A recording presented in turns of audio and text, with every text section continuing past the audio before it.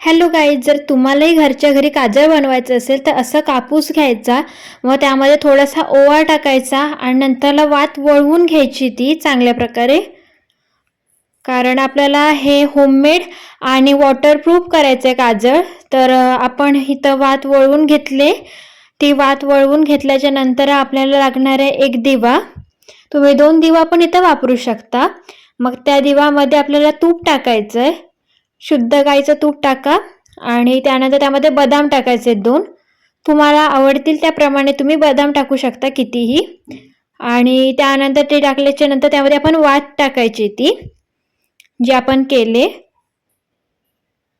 पूर्ण ती आतमध्ये त्या तुपामध्ये भिजून घेतल्याच्या नंतरला वरतीचं जरासं टोक ठेवायचं तिचं. आणि ते ठेवल्याच्या नंतरला आपल्याला दिवा लावून घ्यायचा आहे. मग दिवा लावून घेतल्याच्या नंतरला थोडी मीडियम फ्लेम ठेवायची. एकदम पण खूप मोठं नाही ठेवायचं कारण आग आहे, त्यापासून थोडं सावध राहा. तेव्हा करताना थोडं केअरफुली करा.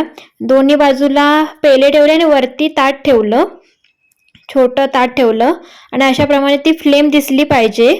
म्हणजे तो जो कार्बन असतो तो तयार होतो आणि नंतरला मग हे आपण काढून घेतलेलं आहे.